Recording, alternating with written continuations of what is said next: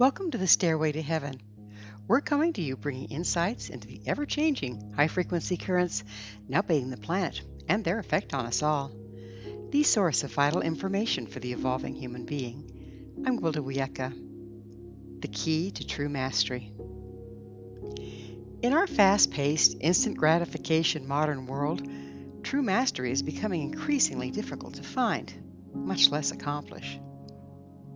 Many of us seem unable or unwilling to take the time or effort to truly understand and assimilate anything. Instead, we watch a quick YouTube on the subject, mimic what is shown, and go on to the next thing that catches our interest.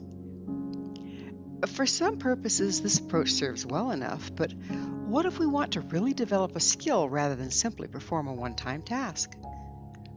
After all, if we do not develop a skill in its entirety, the next time we need it, we have to rely on YouTube again and hope it's still online. If we don't build the skill, it's not available for us to continue to build upon, and we're left at ground zero every time. The key to mastery in all things is the development of solid subroutines. Subroutine is a term usually used in computer programming. We'll be applying it here to describe a stepwise series of actions that, when repeatedly employed, forms a unified and seamless routine. As you repeat each step of a routine, paying attention to detail and performing it verbatim every time, you'll start to embody the combination of actions as a subroutine. To give an eloquent example, do you remember learning to drive a car? You can bet whoever taught you to drive remembers it with no little amount of PTSD. At first, all the details of driving are overwhelming and difficult to manage. There's so much demanding your attention all at once and so many details to remember. Yet, by sticking with it and following all the rules exactly, you eventually built a driving subroutine that soon allowed you to multitask and drive without giving it much thought. Now, your body automatically performs all the individual actions involved without you having to think it through every time you need to turn a corner or parallel park. You just decide to make a turn, and all the individual actions required to do so are automatically set into motion. Therefore, it's extremely important to pay attention to every detail of the action in the beginning while you're building your subroutines.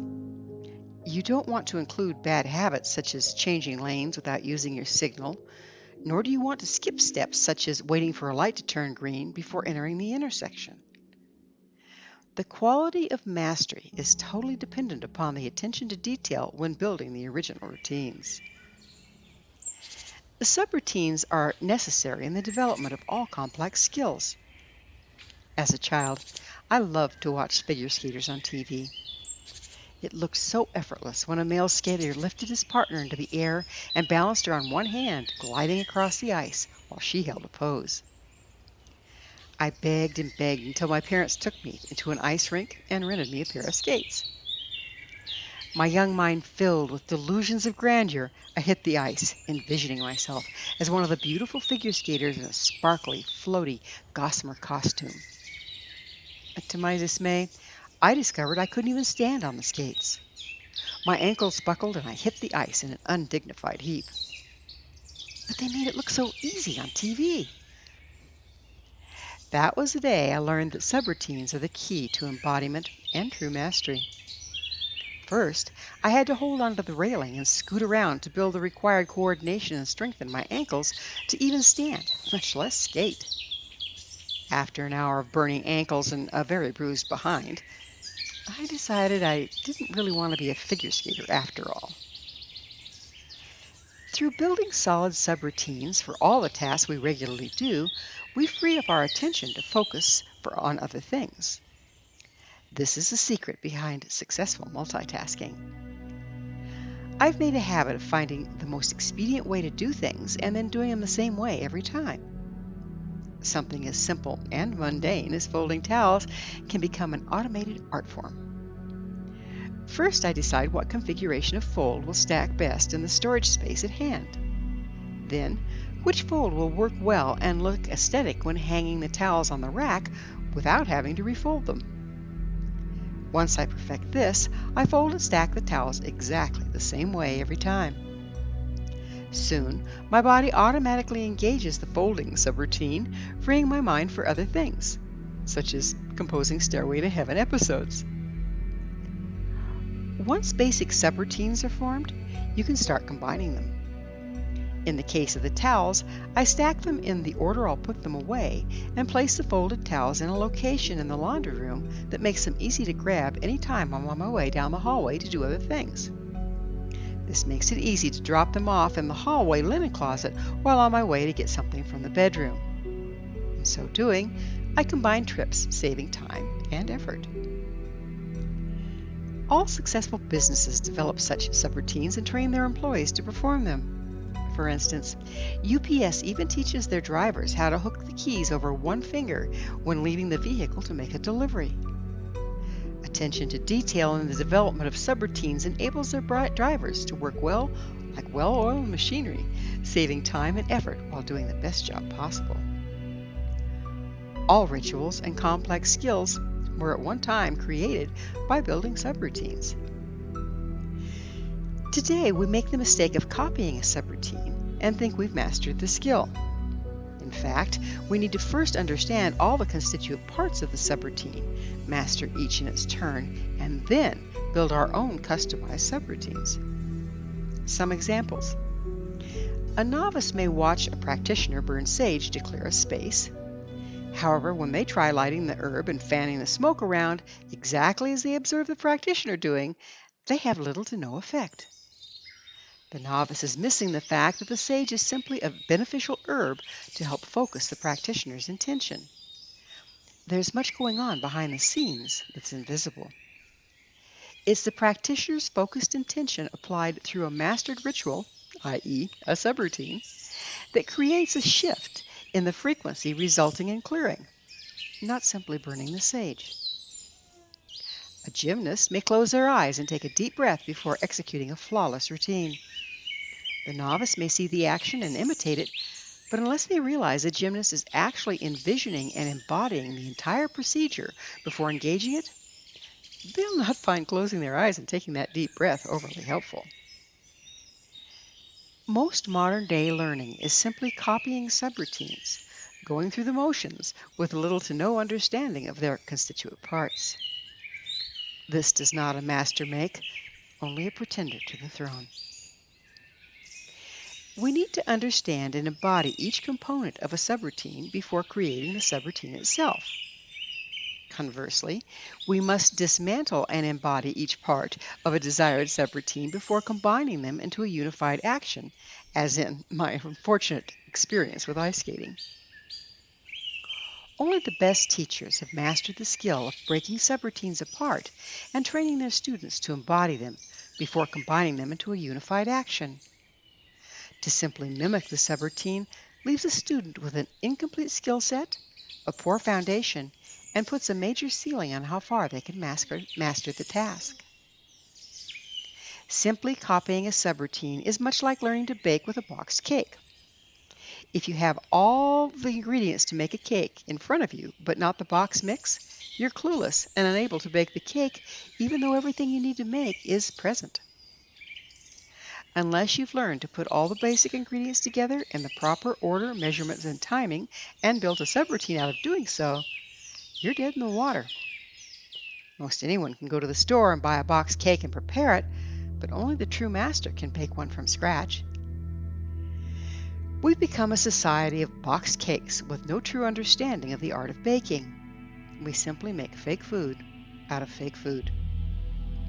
If boxed cakes were no longer available, we're out of luck, starving amongst plenty. Building subroutines is a process of conscious compartmentalization. We create a subroutine, then store it until needed. All the complexity of driving a car is not engaged until we're behind the wheel, at which point the subroutine is accessed in its entirety. There is a pitfall to subroutines. Beware they do not become dogmatic. It's paramount to consistently adjust our subroutines as situations change. I may have developed a perfect towel subroutine, but if I move from one home to another and the towel racks and storage change, I'll need to develop new subroutines to accommodate those changes.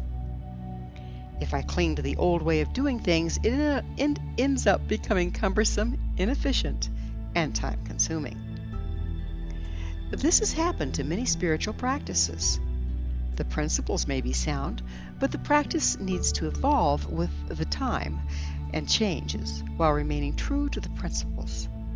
Otherwise, they become just so much dogma, and we find ourselves clinging to practices that no longer hold true. The first step in developing new subroutines is to break them down into their constituent parts. The basic aspects that still hold true, such as the towels still need washing, folding, and storing. Then factor in the new situation, the shape and location of the storage space, and configuration of the towel racks. Some of your old routine may still be useful as is, while other parts may need to be modified. You may still stack your towels in the same way and put them in the same location in the laundry room, but you may need to pick up a stack of towels on your way to the bathroom instead of the hallway, as the linen closet in your new home is not in the hall. So, why all this talk of subroutines? What do they have to do with increased frequency and spiritual evolution? As we're exposed to more expansive frequency, time becomes more compressed. Currently, there are many factors visible and available in every moment than in the past. This creates the necessity to categorize, organize, and compartmentalize the data more rapidly to deal with the increased input. It's much like taking a person that learned to drive a Model T at 20 miles an hour and putting them on a 6-lane freeway doing 85. The need to multitask required on a freeway at 85 is greatly increased from a 1-lane dirt road at 20. Even so, our Model T driver would stand a better chance than someone who'd never learned to drive. He would at least have some driving subroutines present to build on.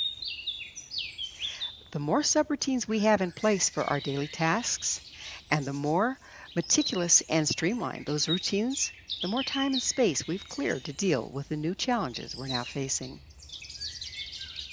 The more subroutines we have in place and compartmentalized until needed, the more adaptable we become, and the less it takes us to change directions with rapidly shifting times and situations. This greatly reduces stress and puts us in a position to be creative in taking advantage of the more expansive frequency, rather than becoming overwhelmed and shutting down. Subroutines are nothing new. They're an integral part of learning and adapting. By consciously developing the skill of building and modifying them, we can become proactive rather than just waiting for our unconscious to build the subroutines we need. In so doing, we'll be armed with the routines we need by the time we need them. After all, as frequencies expand exponentially, time is becoming an issue here. In addition, the spiritual challenges we're confronting with are pretty awe-inspiring. The more data comes ever-deepening truths and possibility to increase personal skills in the esoteric realms. If we've already developed some routines for our spiritual practices, built with a strong foundation of solid principles, we're in a much better position to take advantage of the increased frequency to enhance our ability to manifest. After all, the Master did promise these and greater things. Thank you for joining me, Gwilda Wiyaka, on the Stairway to Heaven, where we provide updates on the energetic currents facilitating our evolution into conscious, powerful co-creators. As I'm sure you've noticed, not only do the Stairway to Heaven episodes stand alone, but they weave together to form a map to evolution and personal empowerment as we enter the new era. To revisit this or any of our past episodes, visit our archives at www.stairwaytoheavenmedia.com. If you'd like to find out more about me, my school, and the evolutionary tools we offer, visit www.findyourpathhome.com. Until next time, may you be blessed on your sacred path to wholeness. We are here. The time is now.